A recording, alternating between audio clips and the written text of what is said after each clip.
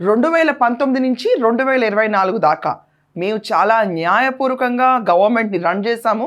అన్ని స్ట్రక్చర్స్కి ఒకే వాల్యూ ఇచ్చాము. రిలీజియస్ ఎంటిటీస్కి అయితే మేము ఇచ్చిన గౌరవం ఇంకోళ్ళు ఇవ్వలేదని చెప్పి విర్రవీగిన ప్రభుత్వం వైసీపీది. తప్ప నేను అంది.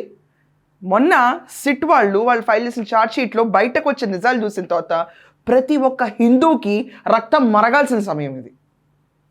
దేవుడు వారికి మన హుండీలో డబ్బులు ఇచ్చి డొనేషన్స్ రూపేణ 1000 కోట్లు వస్తుంటే తిరుపతి దేవస్థానానికి ఉన్న ప్రతిష్ట గురించి భ్రష్టు పట్టించడానికి ఒక మూక ఒకే రకంగా చేసిన దాడి మనం చూస్తూనే ఉన్నాం.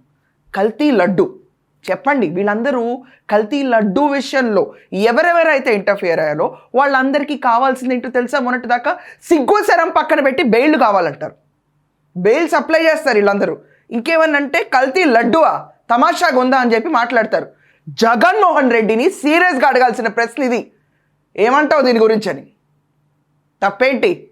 జేబుల్లోంచి తీసి డొనేషన్లు ఇచ్చి లడ్డు చేయించావో నువ్వేమన్నా?